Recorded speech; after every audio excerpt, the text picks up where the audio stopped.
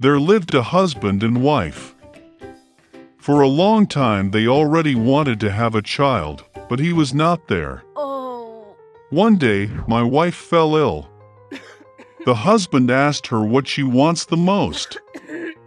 The wife replied that there was a magnificent garden nearby, where many of the most beautiful flowers grow. There is a beautiful Rapunzel in the garden. It looked so fresh and so green that she really wanted to taste it. But the garden was surrounded by a high fence, and no one dared to enter it, since this garden belonged to one witch. She possessed great power, and everyone in the world feared her. The husband loved his wife very much, and decided to get a Rapunzel for her, no matter what it cost him.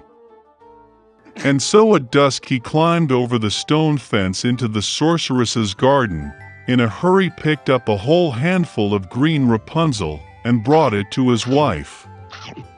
She immediately made herself a salad from it, and ate greedily. She liked this salad so much that the next day she wanted even more than before. The husband made his way into the garden again, but the witch was already standing in front of him. She glared at him angrily and said that he would pay a lot for stealing the Rapunzel. He asked the witch not to be angry, because he tore off the Rapunzel for his wife, who was very ill. And he loves her so much. Okay. The witch's anger passed a little, and she said that if it was true, she would allow him to collect as much Rapunzel as he wanted, but on one condition. He will have to give the witch the child who will be born to his wife. The husband agreed with fear. When the wife gave birth to a daughter, the witch immediately appeared, took the child with her, and named her Rapunzel. Rapunzel became the most beautiful girl in the world. When she was 12 years old, the witch locked her in a tower. That tower was in the forest, and it had no doors or stairs. Only at the very top was a small window. When the witch wanted to climb the tower, she called Rapunzel to pull her sides down. And Rapunzel had long, beautiful hair. She hears the voice of the witch, loosens her braids, ties them up to the window hook, and the hair falls down, and the witch then climbs up, clinging to them. Hello. Several years passed, and the king's son happened to ride a horse through the forest where the tower stood. Suddenly he heard singing, and it was so pleasant that he stopped and began to listen. Rapunzel sang it in her wonderful voice. The prince wanted to climb up. He began to look for the entrance to the tower, but it was impossible to find him. He once saw how the witch climbs up the braids that Rapunzel lowered her. And the next day, when it was already getting dark, the prince drove up to the tower and called Rapunzel. She heard, pulled her braids down, and the prince climbed up. Rapunzel, seeing that a man she had never seen came to her, was very frightened at first. But the prince spoke to her affectionately and said that his heart was so touched by the singing that he decided to see her without fail.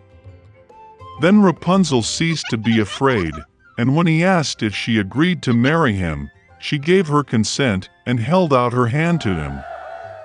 But they just did not know how to go down together. They figured out that when the prince came, he would always take a piece of silk with him, and Rapunzel would weave a ladder out of it.